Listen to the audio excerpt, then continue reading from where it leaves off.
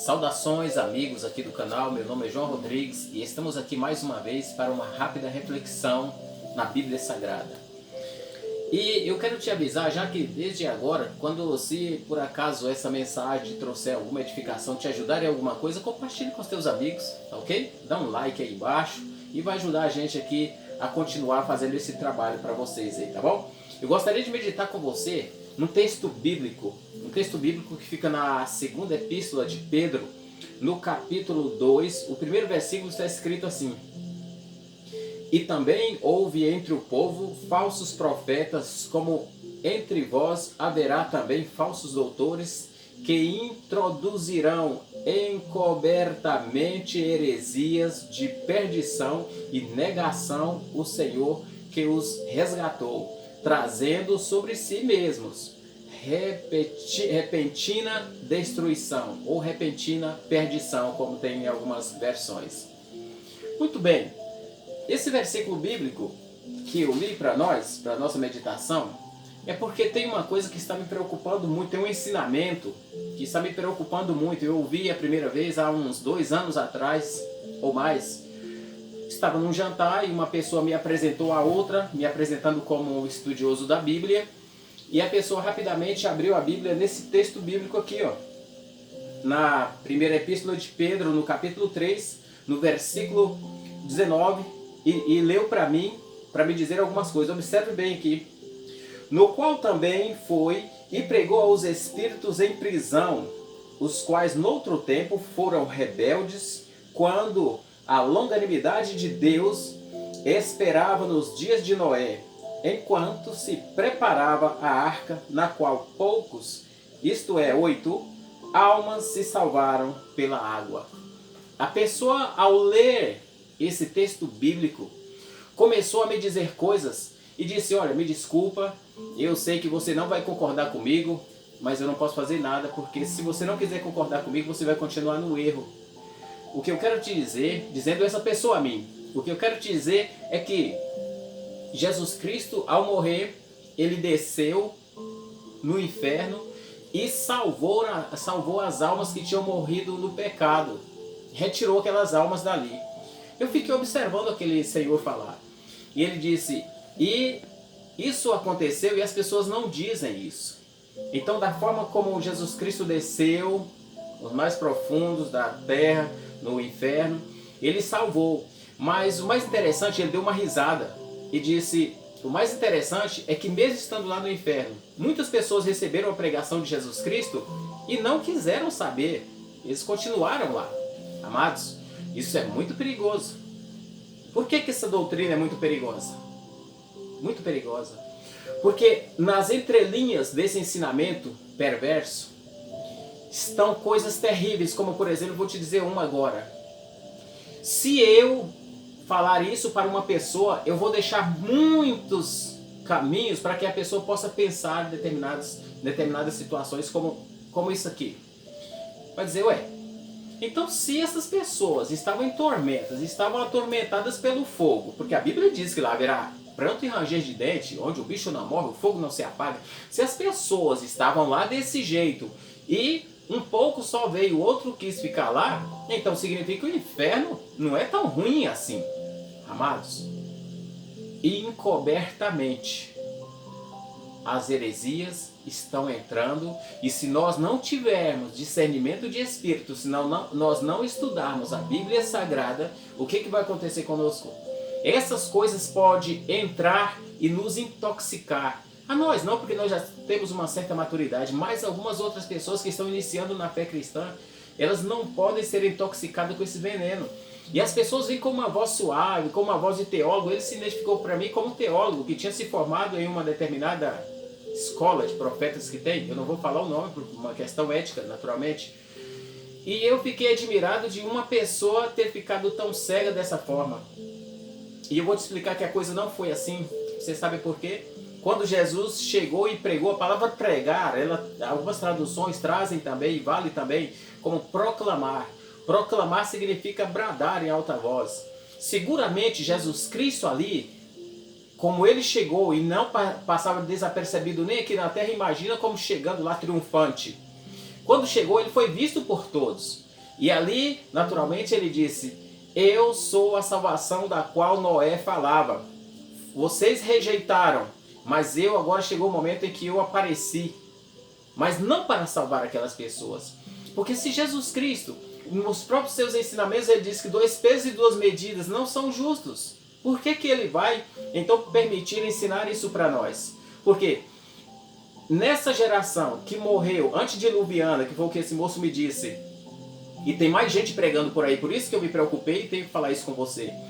Se Jesus Cristo, para uma determinada geração, ele deu a oportunidade da pessoa morrer sem salvação e depois ser resgatada do inferno, e por que isso não continuou acontecendo? Então, significa que está pior do que a doutrina do purgatório. Porque o purgatório, pelo menos, as pessoas dizem: morre, dentro do purgatório, purga e vai para o céu. Isso aqui não, foi direto para o inferno e de lá pode ser salvado. Que coisa é essa? O que eles estão dizendo? Amados, eu quero te chamar aqui a atenção para a Bíblia Sagrada. Tem uma coisa extraordinária que Jesus Cristo contou, sabe? Então, ele contou uma parábola de Lázaro e o rico, ou o rico e Lázaro, como queira.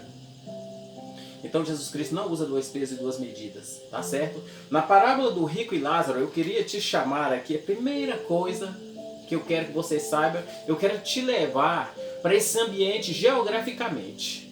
E eu quero te mostrar a posição de como falavam essas pessoas. A posição da pessoa que estava em tormenta, onde ele estava, questão geográfica, no plano físico. Eu quero te levar lá para a gente observar uns detalhes interessantes para que a gente não se perca.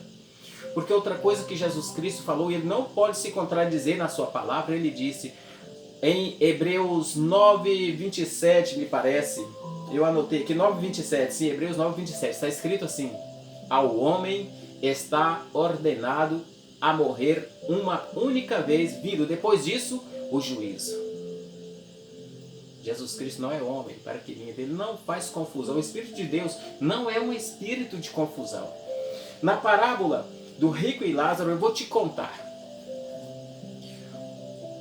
Jesus Cristo contou assim: certo homem pobre que vivia, que era o Lázaro, que vivia cheio de feridas, e os cães vinham a lamber as suas feridas. Ele era um homem pobre que pedia esmola perto da casa de um homem rico. E contou essa história desses 2 seres. Um morreu e foi levado pelos anjos, e o outro morreu, o rico morreu e foi para a sepultura, ou seja, foi sepultado. Olha a diferença. Imediatamente Jesus Cristo já começa mostrando a diferença. E em um determinado momento, esse homem que estava em tormenta, a Bíblia diz o seguinte, que ele olhou, levantou os olhos, observe esse detalhe, ele levantou os olhos e observou que Lázaro estava no seio de Abraão. Eu vou te informar aqui agora que o seio de Abraão, que pai Abraão, que está naquela parábola, é um tipo de Deus, era o próprio Deus Pai, tá certo? Colocado como a figura de Abraão, porque Jesus Cristo estava contando. E aquele homem que estava em tormenta disse: pai Abraão, tem misericórdia de mim, manda que Lázaro pelo menos molhe a ponta do seu dedo e refresque a minha língua, porque eu estou ardendo em chamas. E o pai Abraão disse: olha, existe entre nós e vós um grande abismo, de forma que os que estão aí não podem vir para cá, e os que estão aqui não podem ir para aí. E ele disse: então pelo menos diga que faz ressuscitar Lázaro, que ele suba lá e diga, porque lá ainda tem o meu pai e mais 5 irmãos, e eu jamais quero que eles venham para o lugar de tormento onde eu me encontro. E o que aconteceu? Jesus Cristo, contando a parábola, disse que o pai disse assim: olha, lá em cima já tem Moisés e os profetas. Se eles não acreditarem em Moisés e nos profetas, muito menos vão acreditar que Lázaro ressuscitou dos mortos. Você está entendendo? Então, significa que existe um abismo que não tem como nem ressuscitar, e não tem como nem os que estavam no lugar passar para o outro e do outro passar para o um.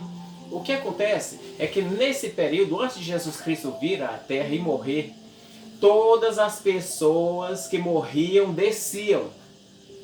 Descer não significa que todo mundo ia para o inferno. o próprio Jesus Cristo nessa parábola disse que, embora sendo para baixo, estavam lá um lugar chamado Seio de Abraão, era um lugar de destaque que estava no lugar mais, geograficamente mais alto. Tanto é que esse homem rico levantou os seus olhos para olhar e conversar com Abraão, com o pai Abraão, que é uma figura naturalmente do Deus Pai. E então, um estava no lugar de tormenta e o outro estava no seio de Abraão. Quando Jesus Cristo, na sua morte, desceu lá, ele levou do cativo o cativeiro. O que significa isso? Todas as pessoas que estavam no seio de Abraão foram levados com Jesus Cristo, essas pessoas, para um lugar onde está determinado, está definido lá na hora da morte de Jesus Cristo, que um dos ladrões olhou para ele e disse: Mestre, lembra-te de mim quando entrares no teu reino. E o mestre disse para ele assim: em verdade te digo que hoje estarás comigo, não no seio de Abraão, hoje estarás comigo no paraíso. Então todas aquelas almas que estavam lá para baixo, no seio de Abraão, Jesus Cristo desceu e resgatou, tirou todo mundo de baixo e levou, e hoje essas pessoas se encontram num lugar chamado paraíso, junto de Deus. E as pessoas que morreram no inferno, que morreram sem Cristo, eles continuam no inferno. E o inferno, amado, ele é a coisa mais terrível que pode acontecer à vida de qualquer ser humano. Na tradução mais simples de inferno, significa alguém morreu sem Deus e teve separação definitiva e eterna de Deus. E acabaram-se as chances, visto que a palavra morte significa separação. Eles se separaram eternamente de Deus. O inferno é somente uma anticâmara, onde no futuro, lá depois do milênio, depois do grande trono branco, Satanás, o falso profeta, a besta e todos os seus seguidores serão lançados num lugar mais terrível do que esse, chamado, a Bíblia chama de lago de fogo. Então, se alguém for te dizer que Jesus Cristo desceu e salvou as pessoas que estavam no inferno, as pessoas pré-diluvianas que morreram na época de Noé, não acredite. Isso não é verdade. Jesus Cristo não tem dois pesos e duas medidas. Jesus Cristo não diz uma coisa e depois diz, se é que existe esse termo. Ao homem está ordenado a morrer uma só vez, vindo depois disso o juízo. Amado, que Deus em Cristo continue nos ensinando da sua palavra e que Ele nos ensine também a pedir-nos mais graça, discernimento de espírito, porque a Bíblia diz que nos últimos dias sairiam esses falsos profetas que vêm com uma voz mansa, uma voz de quem sabe de Bíblia. O texto bíblico lá que eu li primeiro, lá no livro de Pedro, diz o seguinte, que esses falsos profetas, assim, sorrateiramente transmitiriam heresias no meio da igreja. Muito cuidado. Eu já pude perceber pessoas que sem nenhuma graça de Deus, pessoas que somente com técnicas de oratória fazem barulho, saltam, pulam para um lado e para o outro, e de Deus não tem absolutamente nada. E eles dizem, são exatamente as pessoas que são habituadas a jogar veneno no meio da palavra de Deus. E eu espero que nós continuemos a estudar Bíblia, a olhar melhor a Bíblia, porque conhecereis a verdade e a verdade vos libertará. Vamos continuar conhecendo a Cristo, porque Ele vai nos dar discernimento de espírito. Quem conhece Bíblia não se deixa levar por essas falsas doutrinas. E em breve eu quero gravar aqui também nesse mesmo canal para a gente discutir sobre as versões bíblicas. O Evangelho, o povo de Deus, está sendo muito mais atacado do que o que muita gente está pensando. Tá certo? Em breve vou trazer para vocês sobre as traduções bíblicas. Existem verdadeiros venenos sendo trazidos para dentro das nossas igrejas. Tá? Deus em Cristo nos livre de tudo isso. E continue conosco aqui, porque nós vamos juntos crescermos na graça e no conhecimento da palavra de Deus. Eu me lembro muito bem que Neemias tinha os moços lá na reinauguração do templo. As pessoas ficavam de manhã até o meio-dia no sol. A Bíblia diz que nenhum se movia para lado nenhum, não saía para beber água. E porque as pessoas estavam falando de Bíblia, transmitindo a Bíblia e o interessante, de forma que as pessoas entendiam o que estava sendo dito. Esse é o meu propósito, é a minha intenção, trazer a Bíblia simples como ela é, assim como Jesus Cristo fazia, para que você possa crescer na graça, no conhecimento bíblico, o conhecimento mais rico que pode existir na face da terra. Que Deus te abençoe em nome de Cristo Jesus. Amém.